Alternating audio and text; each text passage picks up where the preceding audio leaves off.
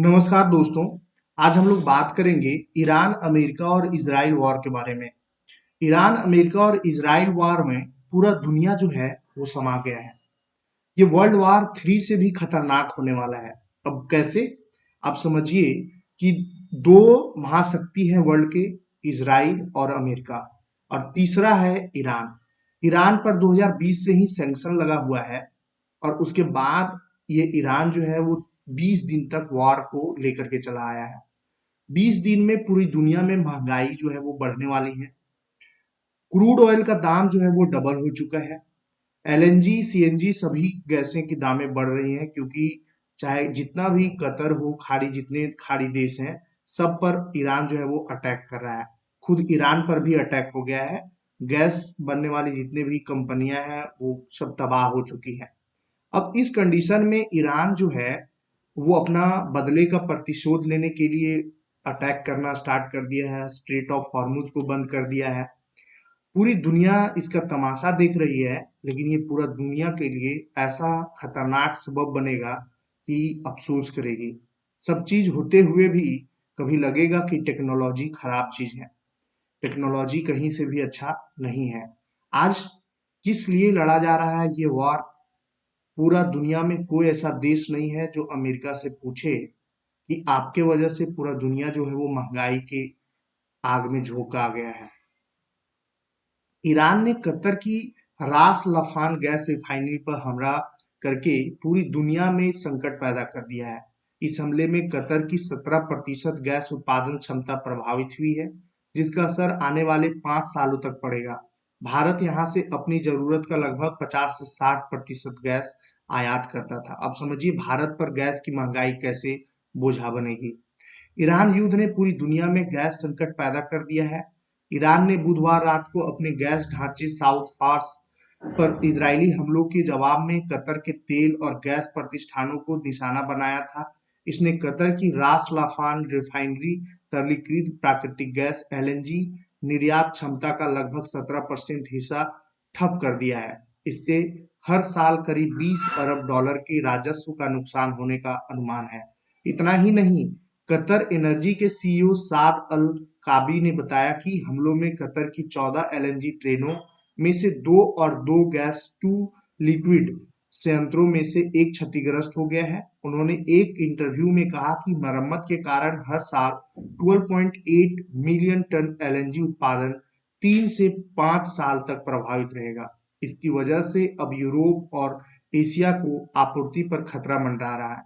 Qatar के ऊर्जा मामलों के राज्य मंत्री भी रहे साद अल काबी ने कहा, मैंने कभी सपने में भी नहीं सोचा था कि कतर और यह पूरा क्षेत्र इस तरह के हमले का शिकार होगा। खासकर रमजान के महीने में एक भाई मुस्लिम देश द्वारा। काबी ने कहा कि दो एलएनजी ट्रेनों के क्षतिग्रस्त होने के कारण कतर एनर्जी को इटली, बेल्जियम, दक्षिण कोरिया और चीन को जाने वाली एलएनजी आपूर्ति के दीर्घकालिक अनुबंधों पर फोर्स मेच्योर अनिवार्य परिस्थितियां घोषित करनी पड़ेगी, जो 5 साल तक लागू रह सकता है। फोर्स मेच्योर का अर्थ होता है कि दिक्कतों के कारण कॉन्ट्रैक्ट के तहत किया गया सौदा पूरा न कर पाना। उन्होंने कहा, ये लंबी अवधि के कॉन्ट्रैक्ट हैं जिन पर हमें फोर्स मेच्योर घोषित करना पड़ रहा है। पहले हमने कम अवधि के लिए किया था, अब यह अवधि जितनी भी होगी उतनी लागू रहेगी। एक्सॉन मोबिल और अन्य कंपनियों पर असर। रास लाफन उत्पादन केंद्र पर पहले हुए हमलों के बाद कतर एनर्जी ने अपने पूरे एलएनजी उत्पादन पर भी फोर्स मेच्योर घोषित किया था। उन्हें फिर से बनाने में करीब 26 बिलियन यूएस डॉलर का खर्च आया था। काबी ने कहा कि उत्पादन दोबारा शुरू करने के लिए सबसे पहले क्षेत्र में संघर्ष का खत्म होना जरूरी है। अमेरिकी कंपनी एक्सॉन मोबिल क्षतिग्रस्त एलएनजी संयंत्रों में साझेदार है, जबकि सेल क्षतिग्रस्त जीटीएल संयंत्र में भागीदार है, जिसकी मरम्मत में करीब 1 साल लग सकता है।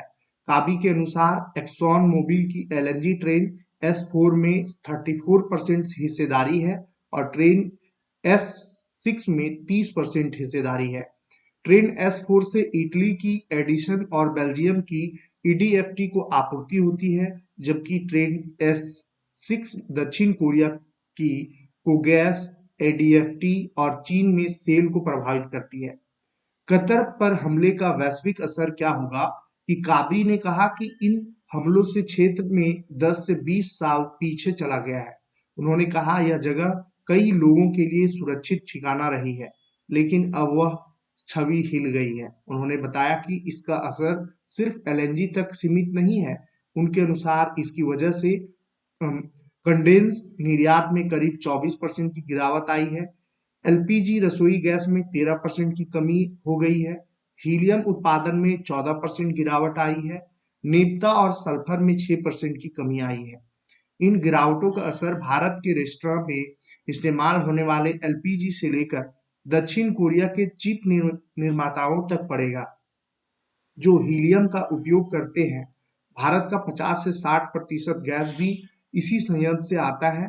ऐसे में आने वाले समय में भारत को समस्या झेलनी पड़ सकती है। हॉर्मुज स्ट्रेट पर पहले से ही नाकेबंदी जैसे हालात हैं। ऊपर से इस गैस संयंत्र पर हमला करके ईरान ने एक और बड़ा संकट पैदा कर दिया है। तेल और गैस कीमतों में उछाल आ सकता है। कतर की यह गैस इकाई दुनिया की लगभग 20% गैस आपूर्ति में योगदान देती है, इसलिए हमलों का असर वैश्विक स्तर पर महसूस किया जा रहा है। ऊर्जा संकट उम्मीद से ज्यादा लंबा और गंभीर हो सकता है। इससे तेल और गैस उत्पादन पर अस्थायी असर पड़ने की आशंका है। इन हालातों के बीच अंतर्राष्ट्रीय मानक ब्रेंट क्रूड की कीमत बढ़कर $116 प्रति बैरल के पार पहुंच गया था। 20 मार्च को यह $106 पर है। हालांकि यह भी बहुत ज्यादा है, क्योंकि ईरान युद्ध से पहले $73 प्रति बैरल से भी कम थी। वहीं यूरोप में गैस की कीमतों के प्रमुख सूचकांक टीटीएफ नेचुरल गैस में भी गुरुवार को 24% की तेज बढ़ोतरी दर्ज की गई है। इस तरह से पूरी दुनिया जो है ईरान, इजराइल और अमेरिका वॉर में समा गया है और पूरी दुनिया पर महंगाई का एक बोझा डाला जा सकता है। और ये पूरा का पूरा करतूत जो है अमेरिका के द्वारा किया गया है। अमेरिका ईरान पर क्यों हमला कर रहा है? ईरान में सत्ता परिवर्तन करना चाहता है या ईरान के तेल पर कब्जा करना चाहता है? ये तो वक्त बताएगा, लेकिन ये पूरा दुनिया को सोचना पड़ेगा कि इस तरह के किसी भी देश पर हमला करना कहीं से भी सही नहीं है, क्योंकि जिस तरह से ईरान पर हमला करने से पहले वेनेजुएला पर हमला हुआ और वेनेजुएला के प्रमुख को उठा लिया गया, उसी तरह से ईरान पर हमला किया गया और ईरान के supreme leader Ayatollah Ali Khamenei को मार दिया गया। ये कहीं ना कहीं दुनिया के लिए घातक साबित होगा। धन्यवाद।